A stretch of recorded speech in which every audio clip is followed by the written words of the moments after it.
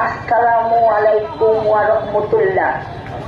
আমি হুসনেরা বেগম স্বতন্ত্র একটি প্রার্থী হিসাবে 12 ফেব্রুয়ারি জাতীয় সংসদ সদস্য নির্বাচনে আমাকে ভোট দিয়ে বিজিত করা জামালপুর প্রশাসনের সকল ভোটার, শুভাকাঙ্ক্ষী, শুভানুধ্যায়ী, ফেসবুক, ফ্যান, প্রবাসী ও সর্বত্র জনগণের প্রতি আন্তরিক কৃতজ্ঞতা ও শুভেচ্ছা জানাই।